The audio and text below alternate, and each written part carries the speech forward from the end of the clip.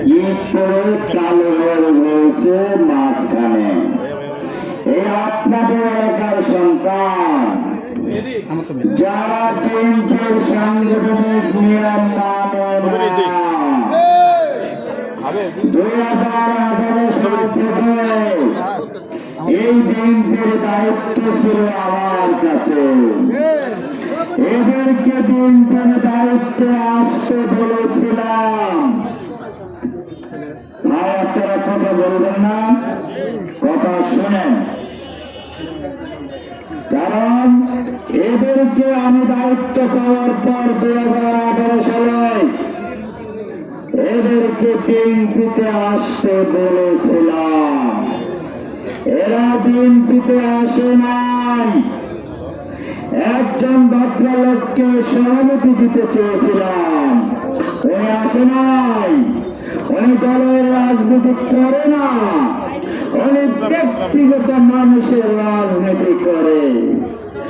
আরেকজনকে ছাত্র দলের সভাপতি দিতে চেয়েছিলাম, উনিও ব্যক্তিগত রাজনীতি করে, উনিও বিএনপির রাজনীতি করে না।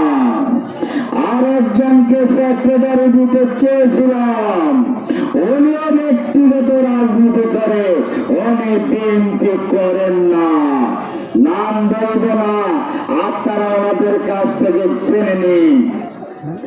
এই সমস্ত ভদ্রলোক ব্যক্তিগত রাজনীতি করে এখন কেমন বিএনপি করেন আমি একটু জানতে চাই তাদের কাছে। এলাকাবাসী, আমি জনাব তারেক রহমান সাহেব ভারপ্রাপ্ত চেয়ারম্যান, মির্জা ফখরুল মহাসচিব, ওনারা দলের দায়িত্ব দিয়েছিলাম শেখ ফরিদ আহমদ মানিকের কাছে। শেখ ফরিদ আহমদ মানিক ফরিদগঞ্জের দায়িত্ব দিয়েছে আমাকে। তাহলে এই যে তিনজনের কথা বললাম, ছাত্র দল দিতে চেয়েছিলাম, মূল দলের সভাপতি দিতে চেয়েছিলাম এবং মূল দলের সেক্রেটারি দিতে চেয়েছিলাম, ওনারা দলে আসেন নাই। আজ ওনারা দলের দাবি করে এবং ওনারা সন্ত্রাসী করছে। এবং এই ব্যক্তিগত আমি প্রশাসন বাহিনীকে বলবো, আমার কথা যদি মিথ্যা হয় আমাকে অ্যারেস্ট করুন।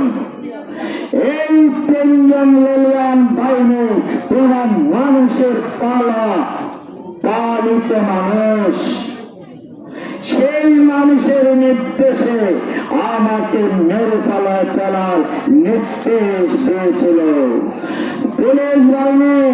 আপনারা বলছেন তদন্ত করবেন, দয়া করে তদন্ত করুন। আমি আপনাদেরকে বলেছি, আমি যদি সন্ত্রাসী করে থাকি আমাকে আইনের আওতায় আনা হোক। নতুবা যে লোকগুলো বিএনপি করেন নাই, সেই লোকগুলো এখন বড় বিএনপি সেজে যে লোকের নির্দেশে আমাকে আঘাত করেছে মেরে ফেলার জন্য, আর কি তদন্ত করার প্রয়োজন আছে?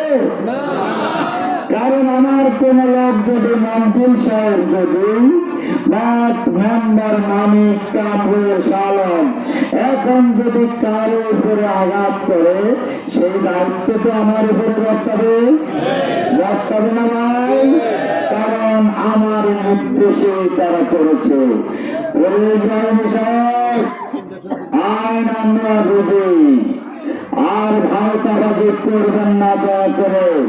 আমার বাড়ি ফরিদগঞ্জ, আমি আল্লাহকে ভয় করি, তবে আইনকে আমি শ্রদ্ধা করি ও সম্মান করি। কারণ আপনারা আইনের লোক, আইন যদি আইনের গতিতে চলে তাহলে ফরিদগঞ্জে কোন সন্ত্রাসী থাকতে পারবে না। আমি শুনেছি সন্ত্রাসী না করে ক্যাম্প হবে। কি রায় হবে ভাই? ক্যাম্পের লোক থাকবে 20-25 জন, আগে 4-5 জনকে ধরে দিলাম, কোন ক্যাম্প করার প্রয়োজন হবে না। হবে কিনা ভাই? আমি তো আপনাদের কাজ করেছিলাম, আমার কাছে তো দলের ক্ষমতা ছিল। আমার তো 5ই আগস্টের পরে 2024 সালে দলের ক্ষমতা ছিল না। আমি কি কাউকে মেরেছি? আমি কি কাউকে আঘাত করেছি? তাহলে আজ কেন আমার উপরে আঘাত করা হয়? কি অপরাধ করেছিলাম আমি?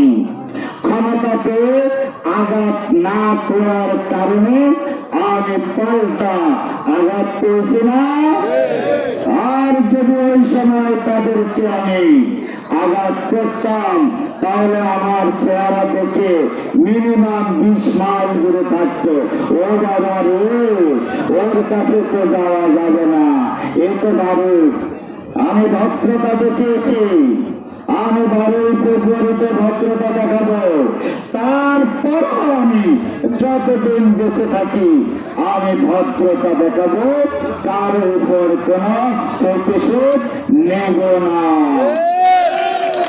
তবে আইন শৃঙ্খলা বাহিনীকে বলবো, আপনারা আইনের আওতায় সে সন্ত্রাসী গেলে তাকে দয়া করে আইনের আওতায় আনেন। কোন দলের পক্ষে আপনারা কোন দলের পক্ষে যাবেন না। আমি ভাবি, আমি শুনি আমাদের দল ক্ষমতায় আসবে, এই জন্য আমার দলের পক্ষে কারো ভাই প্রতিনিধি যদি আমি ওই নিরপেক্ষ, আমি ইনশাল্লাহ বলতে পারবো সাধারণ জনগণ আমার পক্ষে। যদি নিরপেক্ষ নির্বাচন হয় ইনশাল্লাহ জনগণের মার্কা চিংড়ি মার্কা করবে। তারা আপনি ভয় পাচ্ছেন কেন প্রশাসন?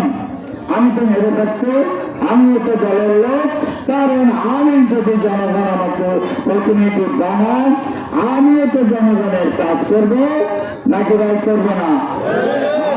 আমি তো বিএনপিতে যাব, আমি তো বিএনপিতে যাব, আমি তো বিএনপির বাইরে যাব না, আমি তো বিএনপির বাইরে যাব না।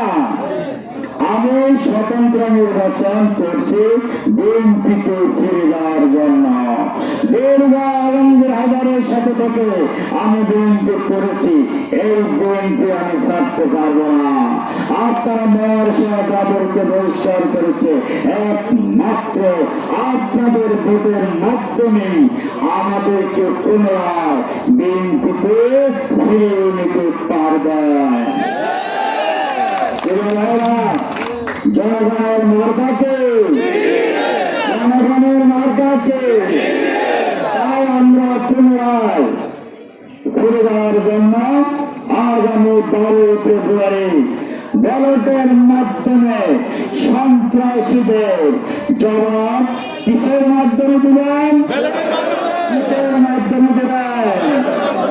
আপনাদের ব্যালটের মাধ্যমে জবাব দিলে আপনাদের এলাকার সন্তান তো